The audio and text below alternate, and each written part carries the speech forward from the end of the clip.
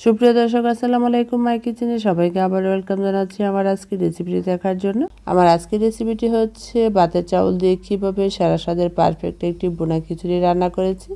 ভাত খেতে খেতে যখন এক ধরনের একটি একঘেয়েমি চলে আসে, তখন কিন্তু এই ভাতের চাউল দিয়ে আপনারা দারুণ মজার একটি বোনা খিচুড়ি রান্না করতে পারেন। আশা করছি আমার আজকের রেসিপিটি ভালো লাগবে। ভালো লাগলে ভিডিওতে লাইক দিয়ে পুরো ভিডিওটি না টেনে দেখবেন। আর আমার চ্যানেলটি সাবস্ক্রাইব করে পাশে অল বাটনটি ক্লিক করে রাখবেন, তাহলে এরকম আরও নতুন ভিডিও নোটিফিকেশন আপনারা সবার আগে পেয়ে যাবেন। চলুন তাহলে শুরু করি। আজকের এই বোনা খিচুড়িটা রান্না করার জন্য প্রথমে একটি বাটির মধ্যে মেজারমেন্ট কাপে 3 কাপ ভাতের চাউল নিয়েছি। এখন এই চাউলের সাথে আমি হাফ কাপ দিয়ে দিচ্ছি ভেজে রাখা মুগ ডাল। মুগ ডালটা আমি আগে ভেজে নিয়েছি। হাফ কাপ দিয়ে দিচ্ছি মসুরির ডাল। মুগ ডাল আর মসুরির ডালটা হাফ হাফ করে নিয়েছি। চাল আর ডালটাকে ভালোভাবে মিশিয়ে আধা ঘন্টার জন্য ভিজিয়ে রাখবো। তারপরে চুলায় একটি বড় হাঁড়ি বসিয়েছি। এর মধ্যে আমি দিয়ে দিব হাফ কাপ রান্নার তেল। তেলটা গরম হয়ে আসলে এর মধ্যে 3টি দিয়ে দিচ্ছি তেজপাতা। তেজপাতাটা আমি ছিঁড়ে নিয়েছি মাঝখান থেকে। 3 টুকরো দারচিনি, 4টি ছোটো এলাচ দিয়ে এখন এই গরম মশলাগুলো 1 মিনিটের মতো হালকা ভেজে নেব। গরম মশলার ঘ্রাণটা বের হয়ে আসলে এর মধ্যে 1 কাপ দিয়ে দিচ্ছি কিউব করে নেওয়া পেঁয়াজ। পেঁয়াজটা আমি 1 মিনিটের মতো ভেজে নেব। পেঁয়াজটা কিন্তু বেশি ভাজবো না, পেঁয়াজটা যাতে সিদ্ধ না হয়ে যায়। এখন এর মধ্যে 1 টেবিল চামচ দিয়ে দিচ্ছি রসুন বাটা, 1 টেবিল চামচ দিয়ে দিচ্ছি আদা বাটা। আদা রসুনটা আমি পেঁয়াজের সাথে 1 মিনিটের মতো ভেজে নেব কাঁচা গন্ধটা দূর করার জন্য। আদা রসুনটা ভাজা হয়ে গেছে। এখন এর মধ্যে আমি দিয়ে দিচ্ছি 2 টিস্পুন লাল মরিচ গুঁড়া। জালটা আপনাদের পছন্দ মতো অ্যাড করবেন। 2 টিস্পুন দিয়ে দিচ্ছি হলুদ গুঁড়া। খিচুড়ির মধ্যে হলুদ গুঁড়াটা একটু বাড়িয়ে দিতে হয় কালারটা সুন্দর আনার জন্য। তার মধ্যে আমি সামান্য পরিমাণ পানি অ্যাড করে দিচ্ছি মশলাটা যাতে পুড়ে না যায়। 2 টিস্পুন দিয়ে দিচ্ছি জিরার গুঁড়া। 1 টিস্পুন দিয়ে দিচ্ছি ধনিয়ার গুঁড়া। এখন এই সবগুলো মশলা আমি 1 মিনিটের মতো কষিয়ে নিব। মশলাটা ভালোভাবে কষানো হয়ে যাওয়ার পর এর মধ্যে আমি হাফ কাপ দিয়ে দিচ্ছি কিউব করে আলু কুচি। আলুটা আমি কিউব করে কেটে নিয়েছি। তার সাথে এখানে হাফ কাপ দিয়ে দিচ্ছি গাজর।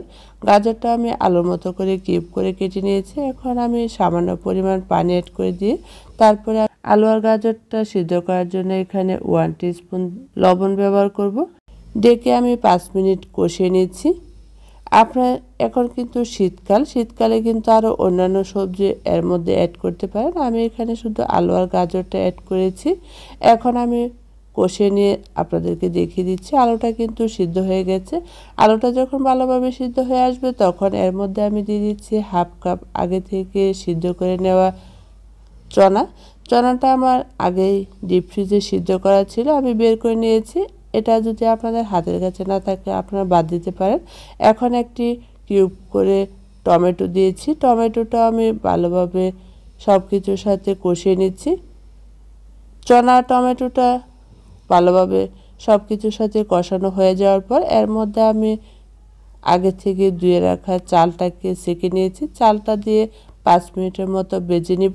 সব কিছু 5 মিনিট ভালোভাবে কষিয়ে নেওয়ার পর এর মধ্যে আমি যেহেতু এখানে 3 কাপ চাউল নিয়েছি, 3 কাপ চালের পরিবর্তে আমি এখানে 8 কাপ পানি দিয়ে দিচ্ছি। যেহেতু এখানে আমি ভাতের সিদ্ধ চাউল নিয়েছি তাই পানির পরিমাণটা আমি 2 কাপ বাড়িয়ে দিয়েছি। পানিটা দেওয়ার পর 1.5 টেবিল চামচ স্বাদ মতো লবণ দিয়ে নেড়ে নিচ্ছি। তারপরে নেড়ে চুলার মধ্যে রেখে রান্না করে নিব যতক্ষণ না পর্যন্ত চালটা ভালোভাবে সিদ্ধ হবে। ডেকে আমি 10 মিনিট রান্না করে নিচ্ছি। 10 মিনিটের ভিতরে কিন্তু আমি মাঝখানে নেড়ে নিয়েছিলাম, নাহলে কিন্তু নিচে লেগে যেত। এখন আমি ঢাকনাটা উঠিয়ে তারপরে দেখিয়ে দিচ্ছি। চালটা কিন্তু বেশ কিছুটা সিদ্ধ হয়ে গেছে। এখন এর মধ্যে হাফ টিস্পুন দিয়ে দিচ্ছি গরম মশলা গুঁড়া।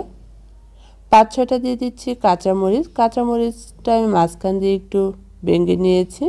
তারপরে আমি নেড়ে আরও 5 মিনিটের মতো ডেকে রান্না করে নেব। টোটাল 20 মিনিট রান্না করে নেওয়ার পর দেখুন ঝোলটা কিন্তু অনেকটাই শুকিয়ে গেছে। এখন আমি নেড়ে আপনাদেরকে দেখিয়ে দিচ্ছি ভাতটা কিন্তু ভালোভাবে সিদ্ধ হয়ে গেছে। এখন যে ঝোলটা আছে সেই ঝোলটাও কিন্তু ভালোভাবে টেনে শুকিয়ে যাবে। 1 টিস্পুন ঘি দিয়ে তারপরে ডেকে আধা ঘন্টার জন্য রেখে দিব। চুলাটা অফ করে আধা ঘন্টা রেখে দেওয়ার পর দেখুন ঢাকনাটা উঠিয়ে আপনাদেরকে দেখিয়ে দিচ্ছি। এখন কিন্তু পুরোপুরি ঝোলটা শুকিয়ে গেছে আর বোনা খিচুড়িটা কিন্তু পুরোপুরি রেডি হয়ে গেছে। এখন গরম গরম নেড়ে আপনাদেরকে দেখিয়ে দিচ্ছি দেখুন। তারপরে একটি প্লেটের মধ্যে পরিবেশন করে নিচ্ছি। শীতের কালে কিন্তু এরকম ভাতের চাউল দিয়ে বোনা খিচুড়িটা আমার মতো করে আপনারা ট্রাই করে দেখতে পারেন। আশা করছি আপনাদের কাছে ভালো লাগবে। আবারও দেখা হবে অন্য কোনো রেসিপি নিয়ে। সে পর্যন্ত সবাই ভালো থাকবেন, সুস্থ থাকবেন। আপনাদের সবাইকে অসংখ্য অসংখ্য ধন্যবাদ। আল্লাহ হাফেজ।